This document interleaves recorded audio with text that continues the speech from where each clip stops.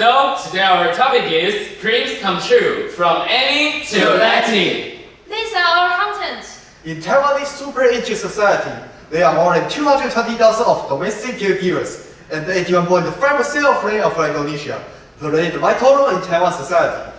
For 2 years, my family called our Indonesian caregiver Ali, who took care of my grandfather. However, never known her real name. Later, inspired by the book Global Cinderellas our teacher mentioned in class, we couldn't help but wonder, who are the individuals behind these similar names? What dreams did they hold in their hometown? And what can high school students do to reduce the inequality? According to our motivation, there are 5 purposes. First of all, to realize the phenomenon of name simplification among Indonesian domestic caregivers. Secondly, to explore the inner journeys of Indonesian domestic caregivers. Third, to analyze the attitude of high school students towards Southeast Asian migrant workers. Fourth, to understand the dreams and demands of Indonesian domestic caregivers. Lastly, to make an action plan to help Indonesian domestic caregivers to realize their dream, reducing inequality, and practicing SDG 10. Our project concepts are closely related to these courses. Through a literature review, we know the current status of Indonesian caregivers in Taiwan, as well as the challenges they are facing, living arrangements, double absence, and language barrier. And we found the power of names and identity. Using their real name is the simplest way to recognize their humanity. Within our research, through document analysis, question survey, and interview, we surveyed 150 high school students. And also, we read and analyze all kinds of literature to understand Indonesian caregivers. In the meantime, we also interviewed one Indonesian caregiver named Letty.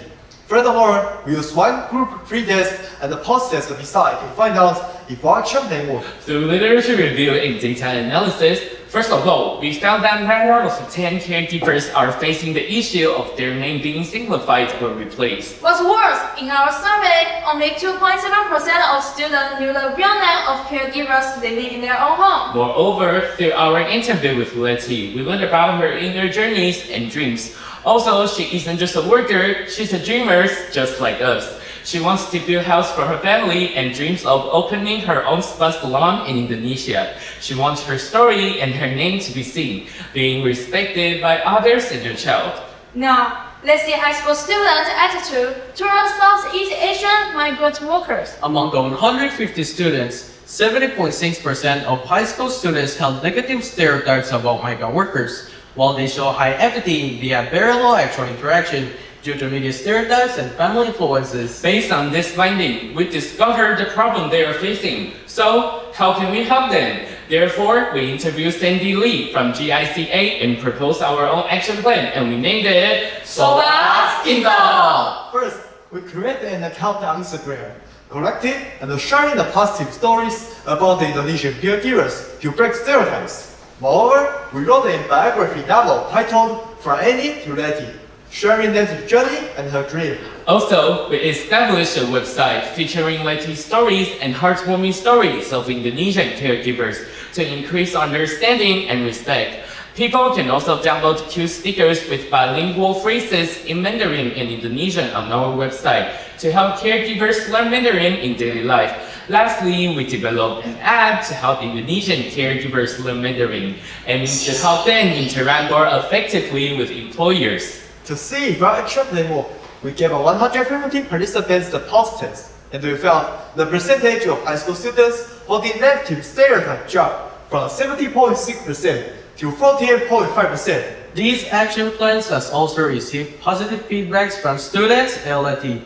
She said it makes her feel respected and seen as a human being. Also, according to GICA, more than 80% of domestic caregivers are satisfied with our website and app. After all these efforts, we have the following conclusion. First, employers often simplify the names of nearly 90% of Indonesian caregivers, leading to a loss of identity. Moreover, Indonesian caregivers struggle with guilt and emotional burden of a double absence. Additionally, high school students show high empathy toward migrant workers but have low actual interaction.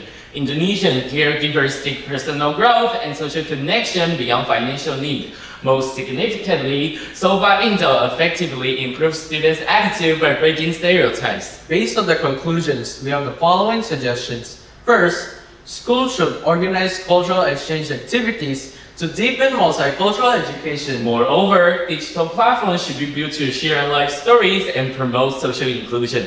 Lastly, resources like digital tools to support language learnings and future dreams should be provided.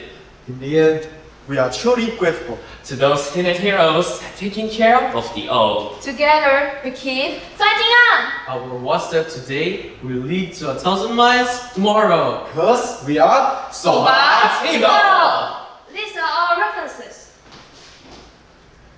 Thank you.